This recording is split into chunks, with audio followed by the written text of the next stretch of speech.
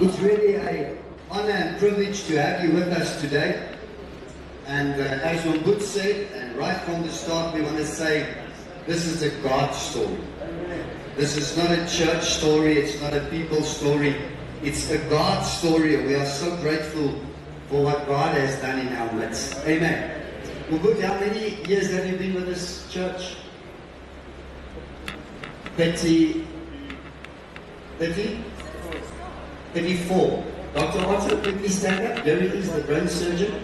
Dr. Otto, he's been here 48 years. He's the student that started studying here. I think we can give him a hand. Amen. When Wood says, I don't think he'll get around to it, but he says he still wants to write a book about those that were left behind. Those that were left behind, and that's not those that will be left behind when Jesus comes, but it's those that are left behind when a pastor takes a call. I think I'm glad I'm a pastor and not an elder that must remain behind. When the pastor goes, then you must pick up all the pieces and you must trust God for the next man. So it's difficult going through all those processes. Now that's our church. You've seen it, AFM Sunnyside. We're going to speak today, I'm going to speak for about 40-45 minutes on the transition from an Afrikaans speaking assembly to a multicultural church. And we will also give you opportunity for questions later, so relax, maybe you can just jot down the question, and at a later stage we will answer if we can. And again, remember, it's a God story. Everybody say a God story. Look at your neighbor and say, I'm glad that you're here. Stay awake and listen. I'm quickly going to run through some of the services. This may appear later again, that's why I'm going to go through it quickly. This was one of our, I think 2 weeks, 3 weeks back, an Afrikaans service. That's the members in the Afrikaans service. That's the leadership.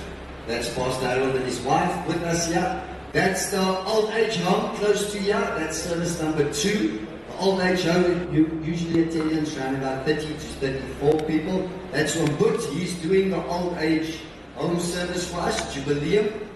We are grateful for him and the work that he does there. That's the service on a Sunday. This was taken about 2 weeks back.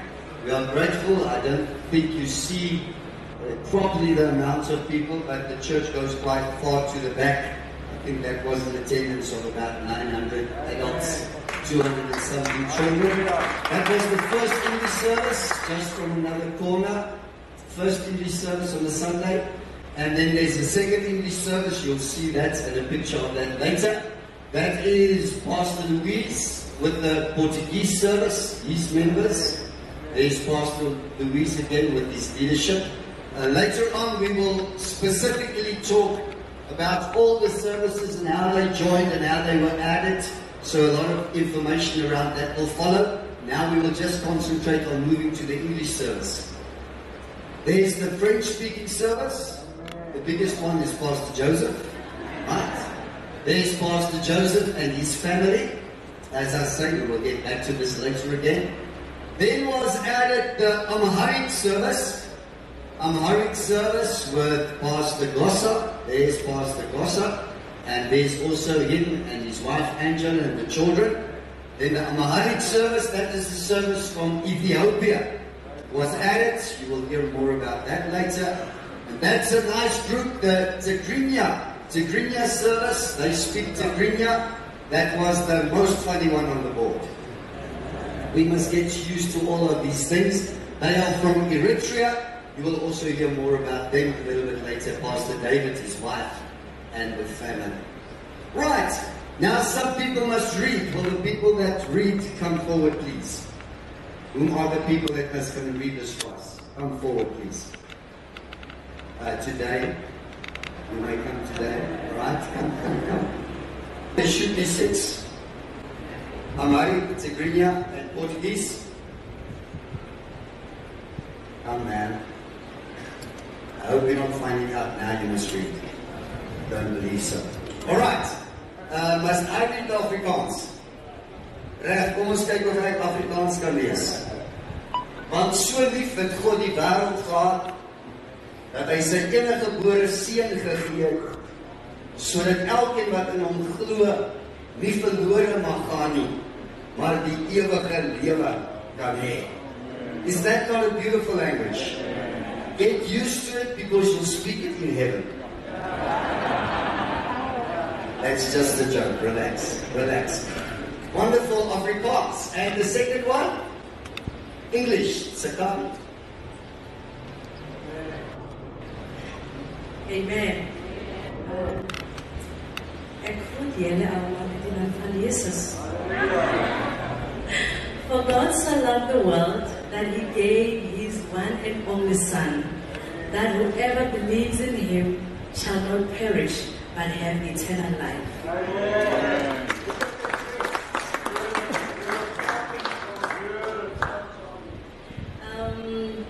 This is the Shangan or the Tsonga, and in this church, I had prepared something, just one line. God is lief vir ons almal. Ons het dit hier in Agri-Asalisat ervaar, en multiculturele gemeente, dat God liefde is.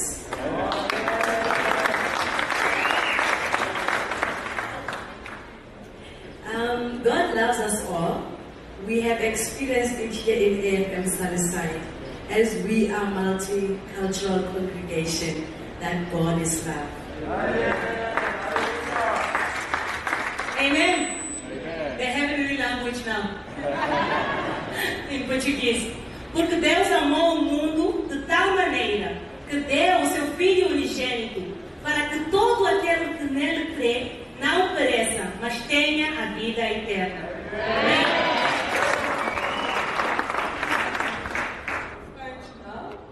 Car Dieu a tant aimé le monde qu'il a donné son Fils unique, afin que quiconque croit en lui ne périsse point, mais qu'il ait la vie éternelle.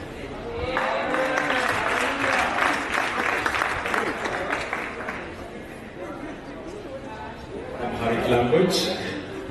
እርሱ የሚያምን ሁሉ የዘላለም ሕይወት እንዲኖረው እንጂ እንዳይጠፋ እግዚአብሔር አንድያን ልጁን እስኪሰጥ ድረስ ዓለሙን ሁሉ እንዲሁ ወዶአልና።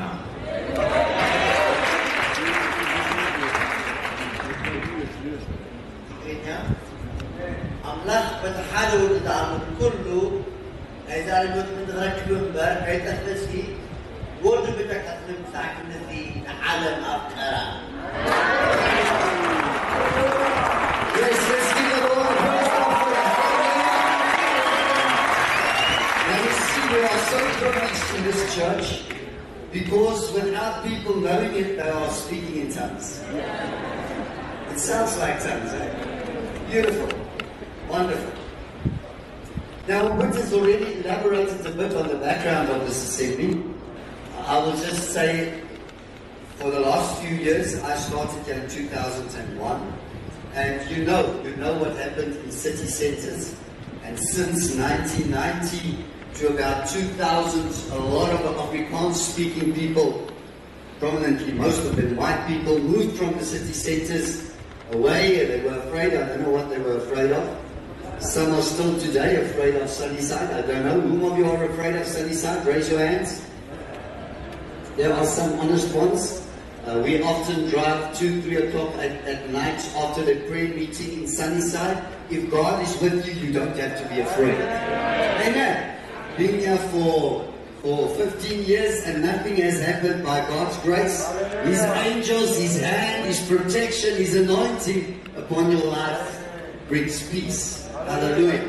So many of the people moved out and other cultures, other people moved into Sunnyside, and we had at that stage in 2001 2 services, an Afrikaans service at 10 o'clock and also an evening Afrikaans service at 10:30. The members at that stage were more or less 250 to 300, and we grew with Afrikaans speaking people to about 400. So shake your neighbor and say, listen, please don't think we had to make an emergency jump. If in your church you're at the point where you must make an emergency jump to survive, something is wrong. We did not do that. We did not move to other services to survive. God is our provider. And with God on our side, we will always provide. Survive. Look at your neighbor and say, I will survive. So if you are sitting here and your church is in trouble and you want to move to more services, I think you must go into a time of prayer and fasting. It was not an emergency jump. It went well in the church. The people were here. It went well with the finances. Everything went well. We just felt so bad seeing hundreds, thousands of people passing this church without being able to come inside. And if you're in an area where people pass your church but they don't have the right to come inside, I think it's time to think, what are we doing? I think this was a very nice, a good guideline that I heard from someone. Ask your neighbor, do you want to know what's going on in your area? Do you want to know what's going on in your area? Go to the school closest to your church. Go to the school closest to your church or to schools around your church. And then look at the cultures that are represented there, the languages that are represented there, what people and what type of people are there, and then ask yourself, in my church, what type of people are there? So please, we did not do an emergency thing. We were not busy dying. It went well. God was with us. But we felt, how can we do the work of God here? People passing this church, but they don't have the freedom and the boldness to step inside. Ask your neighbor, can anybody step into your church? Can anybody at any time step into your church? Right. God spoke to the leadership for many years. This is not something that happened when I came. For many years, God spoke to the leadership. It was just not the right time. And they prayed about this and they trusted God and they knew in future something will happen. And when I joined, God also spoke with me right from the start. And we just knew we had to do something.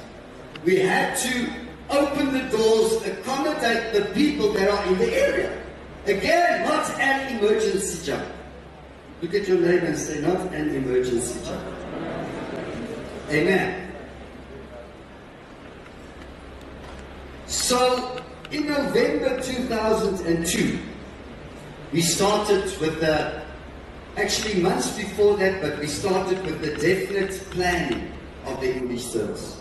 Look at your neighbor and say, plan well. Plan well. Don't just start something. Plan well. Prepare well. Start well. So from November 2002, we started, and for about 2-3 months we advertised in the area. We put it on banners. I will get to the banners now. Just this, so important. Our Afrikaans service and our Afrikaans speaking people bought into this. We got them on board. Of course, many left. If you fear that people will leave, don't do this. If you trust God, do it. Many people, our membership fell over the years from about 400 to 150 in our Afrikaans service. Do we care? No. Because God added thousands. God added thousands. And every soul is precious and every soul is important. Can I hear an amen? So that we involved the Afrikaans service. For months in advance, the Afrikaans service, some of the people started praying, started trusting God, worked together, were on board, got excited about this. Ask your neighbor, are you excited? So they bought into, most of them bought into this vision. And this was really something. Your heart must be in it. Look at your neighbor and say, your heart must be in it. If you have any other motive, it's not going to work. But if your heart is the kingdom of God, if your heart is the work of God, if your heart is souls that must be saved, if your heart is an open door to anybody in the area, then God will bless, God will help. This was very, very good. From middle February 2003, we went to the streets. I myself went to the streets. And you should have seen the face after the service on a Sunday morning, going to someone, shaking their hands and saying, "Hello, Isaac." Saying, "Hello, brother. I'm the pastor of that church, or the church down the corner of Potts and Troy Street. And on the 6th of April, we will start with an English service. Please, will you come?" That was for about, since middle February up to April when we started. Every Sunday we went to the streets with cards, small cards. On the cards saying, "English service, 6th April, 10:30, corner of Potts and Troy Street, AFM Sunnyside. You are so welcome." And it was a humbling experience. And I think we must do it again. Amen. So we went to the streets and we invited the people, and it's funny, we put up a banner and we called it English service. Not any other name, not African service, not anything, English service. Very important. We will get back to this later. I think now, just before we go there, it's interesting, but especially in a city, but I think some of the other places as well, a banner works better than a board. Funny. You know, there are so many boards. When you see another board, you just say another board and you pass by. But a banner draws your attention.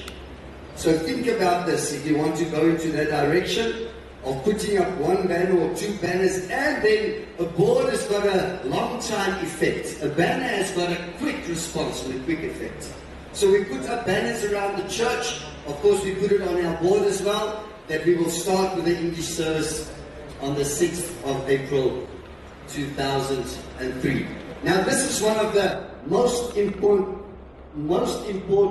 remarks and points. Shake your neighbor and say, "Listen." Are you shaking your neighbor? We are very interesting people. Who must start this service and who must do the preaching? I've spoken to so many pastors about what happened here. And then I trust God that they will become excited and say, "We're also going to do this." And then, you know what about, I really think all of them make this comment. "I'm looking for the right guy. I'm looking for the right guy." For months, I spoke to a pastor of the Cape, and he said, "For many months now, I've been searching for the right guy. Who must do it?" Look at your neighbor and say, "You." You. Hallelujah. You. And some of you may sit here and say, "I struggle. Do you know how I speak English?" Some people say, I only use English to defend myself. Then what must you do? Start praying in English. Start reading the Bible in English. I hope you're praying enough. And luckily God understands. Even if the English is not so well. But who must do it? Stop looking for someone. I'm so grateful. I made the very same mistake. When we wanted to start with the service, I also thought of appointing someone to do it. I went and I saw Pastor Alan Platt, and he had someone that I wanted to question about and say, "Do you think that person will work here, we will work well together, that this will work?" And Alan looked at me and he said, "Do you want it to be a success?" I said, "Of course. Of course I want it to be a success." So he said, "Then you must do it. You must do it."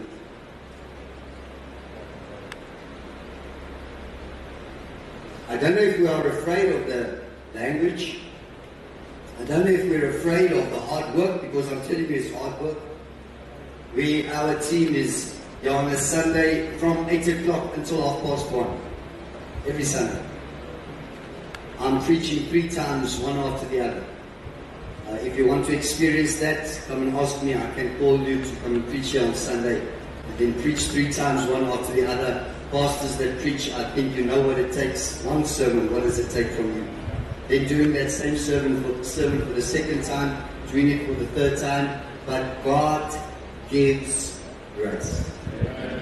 Amen?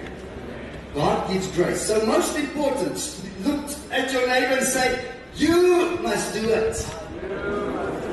Alright, I don't think you must start with the Zulu service or the Xhosa service, unless you speak those languages or can. But if it's English, all of us can learn. Amen? Right. The first service started on the 6th of April 2003, and our time 10:30. And don't start late. Look at your neighbor and say, be on time. We don't care what happens here.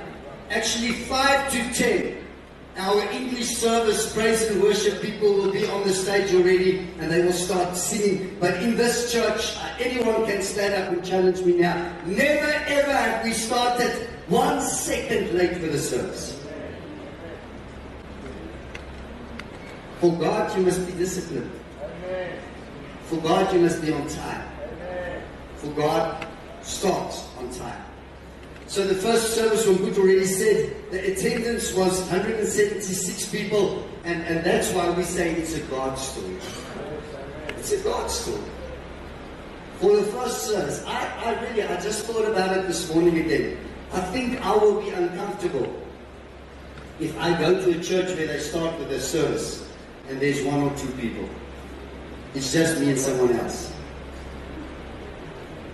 I think I will be uncomfortable if it's only 3 people. But that's not matter. Even if you're only 1, 2 or 3, just start it and God will help. But you see, the big thing is you can involve of your first service people. Then they can be there and they can make that service run smooth.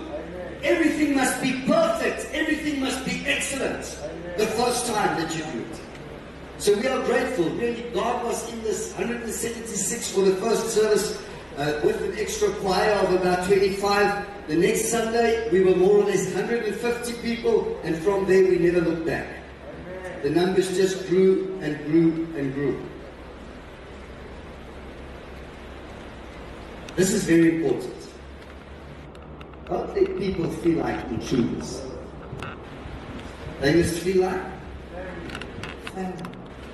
It's God's people. Everything. I often say this to our members. I think some must change their mind when it comes to this. Everything that you see around us, to whom does it belong? To God. It's not ours. We are just appointed for a season and a time to manage it, but everything belongs to God. I even tell our members, the chair that you sit on, whose chair is it? It's yours. It's your chair. But please don't take it home with you, because we need it. We need it here. But everything belongs to God. People must not feel like intruders, but they must really feel at home. And as I've said, start well. With our first service, everything was running smooth. We used the people of our Afrikaans service to do everything. It did not start funny. It did not start in a funny way. Everything was like our Afrikaans service, the same way was our English service. Everything was right from the start excellent. Look at your neighbor and say what you do. Do it excellent. Do it in an excellent way.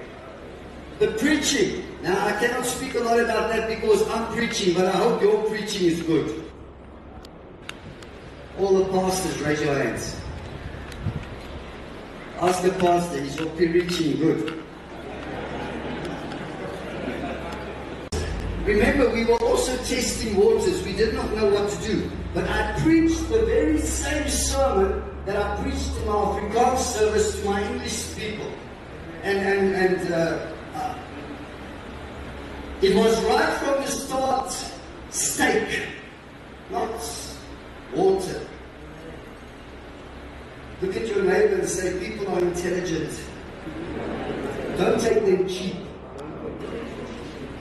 Right from the start, the very same sermon I've been preaching for 2 years in this church, for at that stage 12, 13 years in ministry. The very same sermon I preached in English, on the same level, the same spiritual depth, everything. And by God's grace, the people took it, the people were excited about it, and the people moved with it. And who will your target be? See, that's a secret. I don't have anything against domestic workers and garden workers, but I've heard many churches, they start a service for the domestic workers and the people working in the garden. And you know what? Then that will be the attendance. Not that there's something wrong with it. Every soul is important to God. But we have many domestic workers in our church and people that work in gardens, but we also have doctors and professors and educated people, and all by God's Spirit can understand His words. Don't talk down on people. Lift them up. So exactly the same. And of course, you must have the ability to adapt to it. Pastors, if you're going to do the English service and the Afrikaans service, you see, in the Afrikaans service, I move like this. Can you see me move? In the English service, I move like this.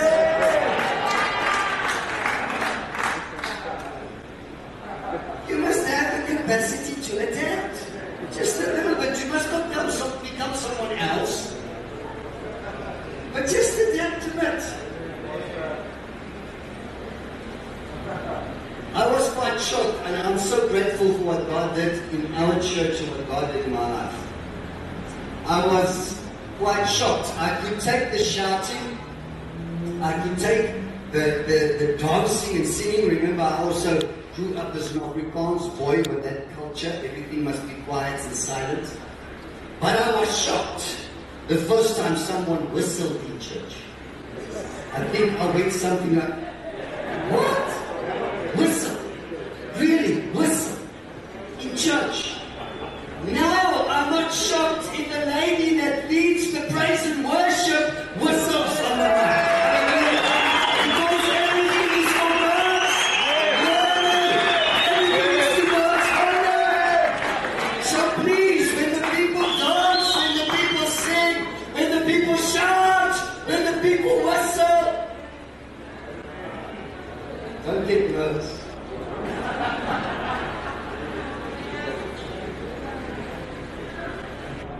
You've heard about the one lady that the praise and worship, again, everything must start well. Look at your neighbor and say, everything must start well. Start well. You have all your members in your Afrikaans service. We use them.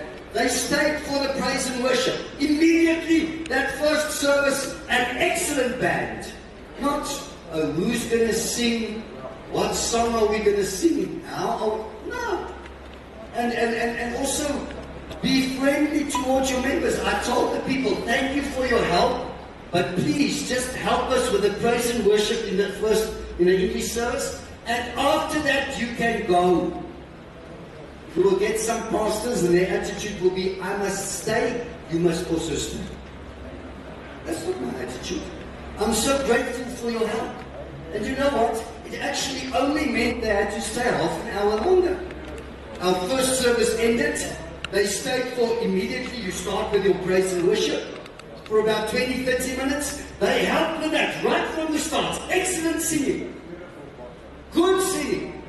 People feel at home. People feel excited. Use the service you have already. Use those people so that everything will go well. So right from the start, in church, everything was organized. Everything started well. The praise and worship was good. The preaching I cannot speak on, but I tried my best. And then, very important, important. In our church, it will change from place to place. But we've picked this up in our place. Sing in English. Mostly English. I do not allow, this is really a secret. I do not allow, I love it, and I actually ask them to do it, but I don't have more than 2 African songs in my services. Why? Because it's an English service. And we have people from all over Africa. We have people from the different 11 cultures in South Africa, yeah? So all understand English. They enjoy the other songs. And as I say, it's always a part of the program. You can come and listen. Every Sunday, we will most of the time have 2. I think always there's 2. But there's not more than 2 because it's an English service. So take note of it. And some of the songs they sing in the African way, and that's great and that's wonderful. I don't have a problem with that. But all of the people must hear and understand the language that they're singing. That's why by far most of it is done in English. Again, the liturgy, right from the start. I used people of my Afrikaners. I used of the elders and the board members to welcome the people. We did that for a few months. For a few months, day out. Again, from the start, everyone knows what's going on. Everything is fine. And then as soon as, this is very important, shake your neighbor and say, listen. As soon as certain leaders arise, immediately start using them. See, for about 6 months, our Afrikaans service did the praise and worship. They led the praise and worship. But then people came to the fore, to the front, and immediately we start using them. And I must not say it loud, but I think you'll understand it because music is a part of the African people. I think our English service praise and worship team is a little bit better than our Afrikaans one. But it's because music is inside of them. But we did that over a period of time. Exactly the same with the liturgy. Ask people that can speak, people that are comfortable. Everything must be excellent. Look at your neighbor again and say, do it in an excellent way. Hallelujah. To God's glory. If someone walks into this church, it must be a complete service. Use the members you have. And I'm so grateful for our team. They helped. And also after a few months, certain leaders came to the front. And we started using them for the liturgy. We started using them for the announcements and everything. The same with the tithings and the offering. From that first service, we used of our Afrikaans-speaking people to take up and help with the tithings and the offering. As soon as leaders came to the front, and of course very important, only use people that tithe to work with your money. I believe you know that one. Use people that tithe. When we saw there were certain people that were leaders and they were faithful in giving, we started using them again because we want to make the people feel at home. We want the people to feel comfortable. We want the people to feel a part of the family. It's actually so great. I'm so grateful for Brother Alex. Are you here? There's Brother Alex. He's the leader of our ushering team. And you know what's happening at the moment? At the moment, my English service people are helping with the tithings and the offering in Afrikaans. That's how far we have come. That's how much God has blessed us. We are so grateful for this. I'm nearly done. I'm looking forward to heaven because in heaven, statistics will be excellent. I hope you're strong on statistics. Ask your neighbor, are you keeping numbers? Are you keeping statistics? There are many of our church's members here, so they are welcome to stand up and say if I lie. But in heaven we will hear how many people have gone through this church. by God's grace, and it's only God, that's why I say it's a God thing. Every Sunday, we have anything between 30 and 50 first-time visitors in this church. Every Sunday. Where do the people go? We don't know. We will still try and find out. But they are here. And they hear the word of God, and many of them remain behind. I think we must also realize this is a church in the city center where many people are just for a week or two and then they go away again. But they hear God's words. What do we do with our first-time visitors? And that's why I say it's not a number that we guess. I think you can think about doing that. Every service, when we have first-time visitors, we let them stand. We give them a shout and a hand and a welcome. Then after the service, we ask them to remain behind. We take them to the prayer room next door. And for about 4 or 5 minutes, we just share with them. We make sure that they are saved. And we tell them a little bit more about the church and the activities during the week. And Mbut is always there.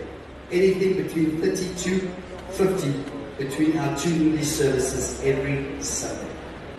To God be all the glory. Amen. Governance and management. Again, in the beginning, and we used the Afrikaans church board to do all the functions, the finances, everything. As soon as we saw leaders come up, we started using them. Mbut helped a lot with that, and that's also a good idea. Actually, in the first few weeks, we saw certain leaders, and we made a second board with them. So we had the Afrikaans speaking board, we had the English speaking board, and mostly the English speaking board was about spiritual matters, and that is by far most important. I don't hear an amen. That's something I've learned. In our English board, we focused on spiritual people. And every person in our English-speaking board is a leader of a department. And this is a confession, this is a mistake we made. We made many mistakes as well. And I'm glad to confess in front of all of you.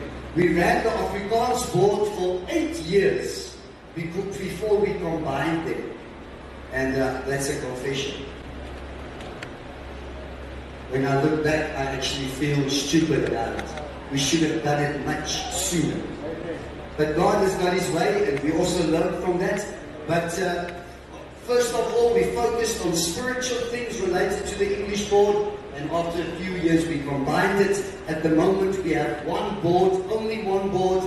On that board is Afrikaans-speaking people, English-speaking people, and then we have the pastors of the different services also on that board. Only one board speaking and deciding about everything. And most important, spiritual things. I think that's a big problem in our church. We are so much busy with administration. Administration, and it's good and it's right. We don't get around to the spiritual things. Don't test your board. What are you busy with? Alright, I'm not going to speak on the departments. We have many departments, as I say, on our church board. Every department leader fills a position. That's another conversation. There's our attendance. This was this Sunday past. Not the best Sunday, this past Sunday. Afrikaans service, 72 people. In Jubileum, 34. English, I think that was the previous one, Jubileum. English, this Sunday, 1,032. Second English, 376 people. Portuguese, 47. French, 55. Amharic, 70. Tigrinya, 110. The evening seat service, 315. So we had this past Sunday, a total of 2,111.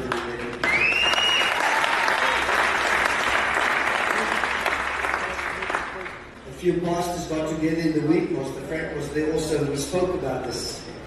That's something we can know about Word and Lewe. They are very serious about numbers. And I think numbers are important. Are you counting the people in your church on Sunday? It's a challenge. It's not comfortable always, but it's necessary. It's necessary. trust God and pray for it and have an exact number of your attendance. I will close with this scripture. Actually, I can just say before that, praise God, we have 9 services in 6 different languages on a Sunday. Plus minus 18 different nationalities. One Sunday I asked them to stand up and they were 21, but in average 18 different nationalities, plus minus 28 different cultures and languages on a Sunday night church. And we can close with a scripture that says, and they sang a new song saying, you are worthy to take the scroll and to open its seals, because you were slain, and with your blood you purchased for God persons from every tribe and language and people and nation. You have made them to be a kingdom and priests to serve our God, and they will reign on the earth. Amen. Let's give them a right.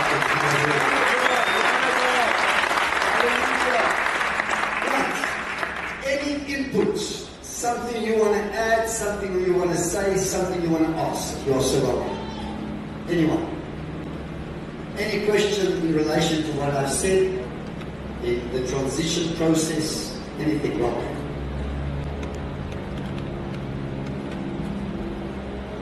Good morning. You mentioned that you are in the city, so you have a migratory type of attendance. How do you follow up and link up with members who come for 2 weeks or 3 weeks attend and then they go away and you never get to see them maybe months later? In this specific church, it is very important to encourage the people to get involved. We have many departments where they can get involved. We are always encouraging that. We follow the first-time visitors up. That's why we get them separate on a Sunday, so that we can follow up if we need to. But there's the whole time people of the different departments and department leaders going around encouraging the people. It's actually a part of our mission and our vision. Get involved. Get involved. Because we still sit with the problem that we have an attendance of between the 2 English services of about 1,400 on a Sunday, and then you will see anything between 200 to 250 in the evening at the church. So that remains a problem, but we have that attitude of get involved. Okay. Yes. Fine. How much mission do you do into your community? Feeding schemes, anything like that? Education? You actually have a big mission in every church. I don't want to speak too much on that because we have many different departments that are doing those things. We are involved. We have a feeding scheme at the park where we feed anything between any number, about 50 to 80 people every Saturday. We have an evangelism team that goes to the streets every Saturday morning. Very excited, related to the One AFM game plan. I hope all of you know about that. Out of the One AFM game plan, our ushering team started with a soccer team that are playing against other churches. At first they played against the world, but that did not go so well. Now they're playing against other churches. So there are many things, but we are involved in the community, yes, of course. Pastor, we honor God for what God has done here. Would you guys be maybe bringing out more workshops? I think this is such a necessary message for the church. And would you guys maybe be bringing out more training material around this? Because I think we don't see enough of this in the South African church world. And we still see too many denominations, not just AFM, where it's still just certain ethnicities and one culture services. Would you guys be working on material going forward and pumping out workshops? We will definitely do that. We've put it on video now also, so we have a heart that shares. Whatever we know, whatever we've learned, we will share. I just spoke to our team. One of the pastors is here. He made the comment at a meeting where he said, don't you want to share your story? And that took 10 seconds. And that 10 seconds meant it gave us about, I don't know how many hours of work, but we are willing to do that for the kingdom. And it's an honor and a privilege to have you with us today. So we will try and do our best. Thanks. I just wanted to find out, do you have all your services in this building, and at what times do they take place? I can quickly give the times. Yes, all of them are in the church and in the hall. We have a hall that can seat about 350 people. So the first service is the Tigrinya service. We are grateful for them. I honor this pastor because they are starting very early. 7:30 in the hall. They are 7:30. The Tigrinya service is starting in the hall.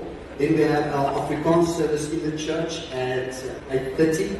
Then we have our first English service at 10 o'clock. We have our second English service at 11:30, also in the church. We have our Portuguese service in the hall, also at 11:30. After the Portuguese service, it's the Amharic service in the hall.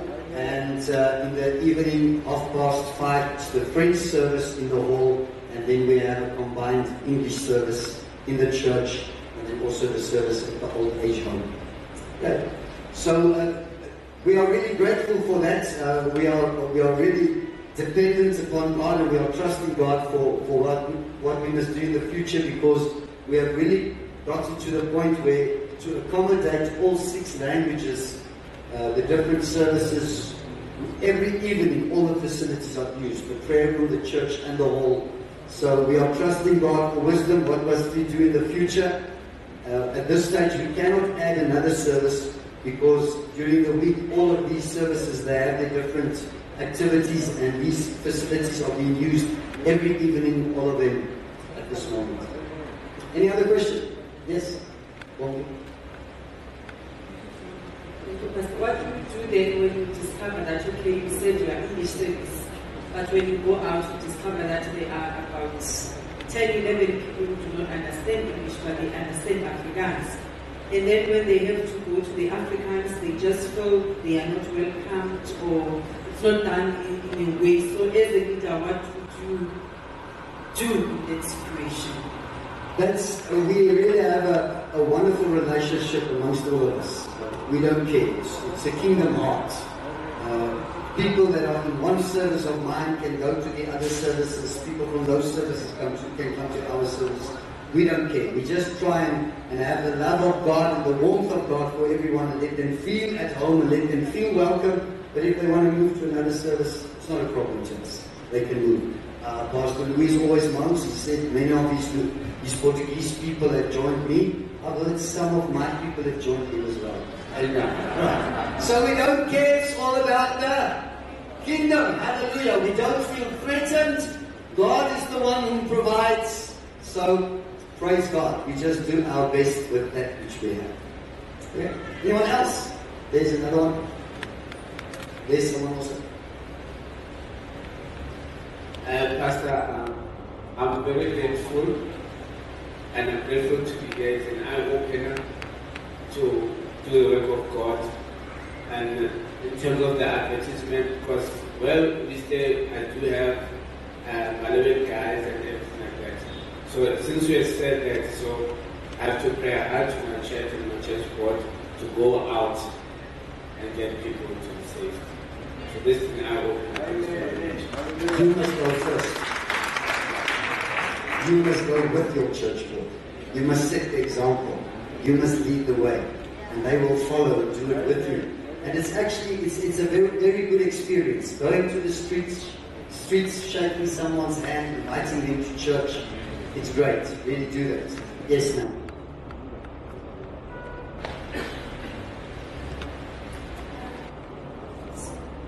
Because you said you get the English services and different cultures in the same place at the same time, don't you encounter troubles with cultural beliefs? Because every culture is different and they do things differently, and how do you resolve those issues?